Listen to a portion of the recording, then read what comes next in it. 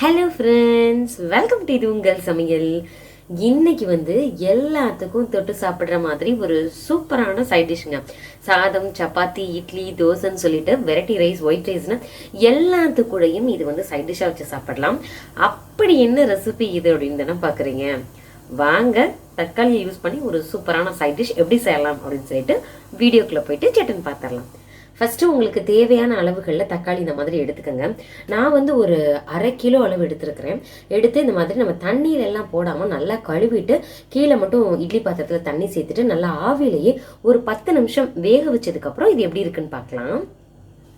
எல்லா இதுலையுமே நீங்கள் ப்ளஸ் குறி மாதிரி போட்டு வச்சுக்கோங்க. அப்படி போட்டு வைக்கும் பொழுது உங்களுக்கு வேகும் பொழுது அந்த தோல் எடுக்கிறதுக்கு வசதியாக இருக்கும். அதுக்காக தான். இப்போ இது ஒரு மூடி போட்டு மூடிடலாம். 10 நிமிஷம் கழிச்சு பார்க்கலாம்.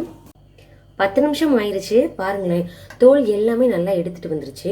நம்ம என்ன பண்ணிக்கலாம், நல்லா ஆறுனதுக்கப்புறம் இதை எடுத்துட்டு இதை தனியாக வச்சிடலாம். இந்த தோலோடு சேர்க்கும் பொழுது உங்களுக்கு திப்பி திப்பியாக இருக்கும். அந்த அளவுக்கு நல்லா இருக்காது. அதனால இது நல்லா ஆறட்டும்.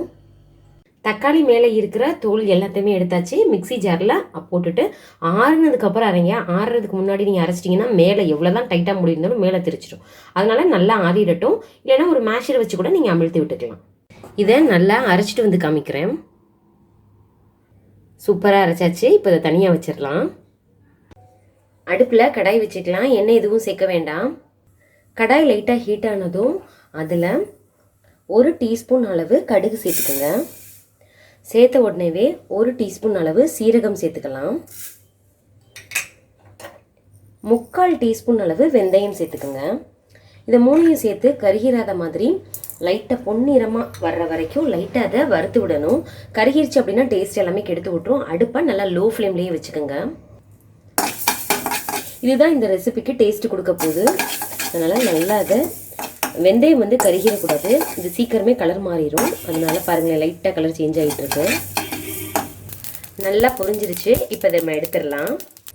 அதே கடாயில் இப்போது நல்லெண்ணெய் சேர்த்துக்கோங்க. நம்ம வச்சு யூஸ் பண்ண போகிறதுனால நல்ல எண்ணெய் தாராளமாக சேர்த்துக்கோங்க. இது ஊறுகாய் மாதிரி ஒரு சைட் டிஷ் மாதிரி நம்ம வச்சுக்கிற போகிறோம். அதனால எண்ணெய் இந்தளவு சேர்த்துட்டா தான் நல்லாயிருக்கும்.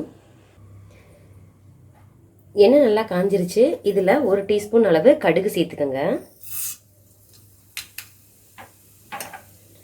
இது கூடவே ஒரு கொத்து கருவேப்பிலை நம்ம சேர்த்துக்கலாம். நல்லா பொரிஞ்சிடட்டும்.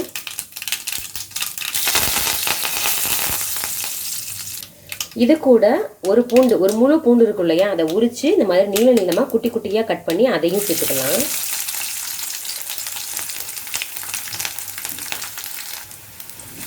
நல்லா பச்சை வாசனை போகிற அளவு நல்லா அதை வதக்கி விட்டுக்கோங்க. நல்லா ப்ரௌன் கலரில் மாறிடுச்சு பார்த்தீங்களா. இந்த ஸ்டேஜ் வரைக்கும் நல்லா வறுத்து விடணும். இப்போ நம்ம ஏற்கனவே தக்காளியை அடுப்பில் வச்சுருந்துட்டு நம்ம வேக வச்சு அரைச்சி எடுத்து வச்சுருக்கோம் இல்லையா, அதை ஊற்றிக்கலாம்.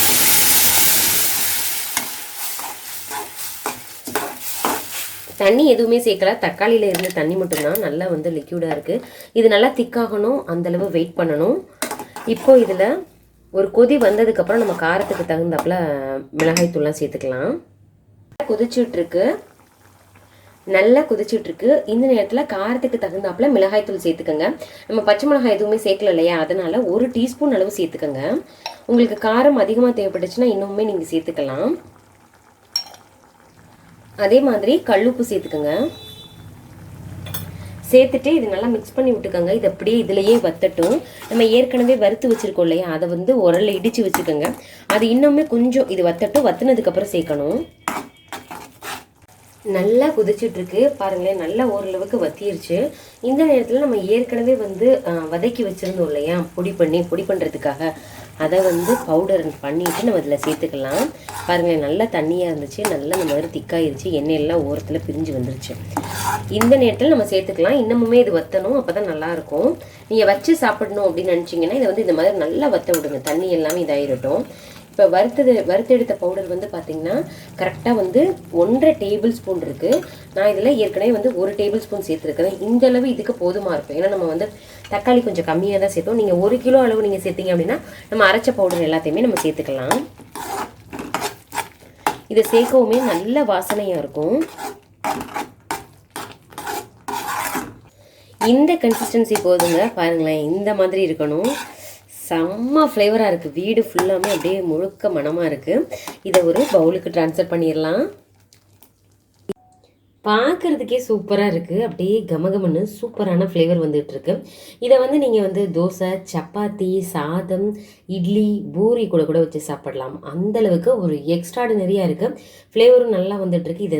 இதை வந்து சாதத்தில் வந்து அப்படியே சும்மா ஜஸ்ட் லைக் தட்னு இதை போட்டு மிக்ஸ் பண்ணினா போதும். இதை வந்து நீங்கள் மாத கணக்கில் ஸ்டோர் பண்ணி வச்சுக்கலாம். ஆனால் தண்ணி மட்டும் பற்றக்கூடாது, பார்த்துக்கோங்க. நல்லா ஆறுனதுக்கப்புறம் பாக்ஸில் போட்டு வச்சுக்கோங்க. எல்லாத்தையுமே நம்ம நல்லா வதக்கிட்டோம் இல்லையா, அதனால நல்லா ஏர்டைட் பாக்ஸில் போட்டு நீங்கள் ஃப்ரிட்ஜில் வச்சிட்டிங்கன்னா மாதக்கணக்கில் கெட்டு போகாது. ஏற்கனவே நம்ம செஞ்ச கடாயில் ஒட்டியிருக்கும் இல்லையா, நான் ஃபுல்லாக அதை எடுக்காமல் இந்த மாதிரி விட்டுருக்கேன். இதிலேயே நம்ம வந்து மிக்ஸ் பண்ணி விட்டுக்கலாம். காலையில் வந்து கிட்ஸுக்கு ஸ்கூலுக்கு கிளம்புறதுக்கு லேட் ஆகிடுச்சுன்னா நீங்கள் சாதம் மட்டும் வச்சு விட்டால் போதும். இந்த மாதிரி நீங்கள் இந்த தக்காளி பேஸ்ட்டையே நீங்கள் எடுத்து இதில் நீங்கள் சேர்த்துட்டு லைட்டாக மிக்ஸ் பண்ணி விட்டுக்கலாம். இதிலேயே உப்பு காரம் எல்லாமே பர்ஃபெக்டாக இருக்கும். ரொம்ப எல்லாம் காரமெல்லாம் இருக்காது. கிட்ஸுக்கு பிடிச்ச மாதிரி சூப்பரான ஃப்ளேவரில் தான் இருக்கும். உங்களுக்கு தேவைப்பட்டால் உங்களுக்கு நெய் சேர்க்கணும்னு நினச்சிங்கன்னா 1 டீஸ்பூன் நெய்யை மட்டும் நீங்கள் இதில் சேர்த்து விட்டுலாம். அவ்வளோ சூப்பரான ரெசிபி. நீங்களும் கண்டிப்பாக ட்ரை பண்ணி பாருங்கள். உங்களுக்கும் தக்க சமயத்தில் இது கை கொடுக்கும். ட்ரை பண்ணி பார்த்துட்டு எப்படி இருந்துச்சு அப்படின்னு சொல்லிட்டு கமெண்ட் பண்ணுங்கள். பாருங்களேன் எப்படி இருக்குன்னு சொல்லிட்டு. அவ்வளோ சூப்பராக இருக்குது. சூப்பராக லஞ்சும் பேக் பண்ணியாச்சு. ஒரு 5 நிமிஷத்தில் டக்குன்னு சாதம் மட்டும் வச்சிட்டிங்க அப்படின்னா லைட்டாக அதை கிண்டி விட்டு கொடுத்துட்டே போயிடலாம். இதுக்கு வந்து சைட் டிஷ்ஷுன்னு பார்த்தீங்கன்னா ஒரு ஆம்லேட் கொடுக்கலாம், இல்லை அப்பளம் கொடுக்கலாம். வெறுசாக கூட சாப்பிடலாங்க. ஆனியன் ரைத்தா கூட சூப்பராக இருக்கும். நீங்களும் ட்ரை பண்ணி பாருங்கள். சாதம் அப்புறம் வந்து தோசை, சப்பாத்திக்கும் சூப்பராக இருக்கும். ட்ரை பண்ணிவிட்டு எப்படி இருந்துச்சு அப்படின்னு சொல்லிட்டு கமெண்ட் பண்ணுங்கள்.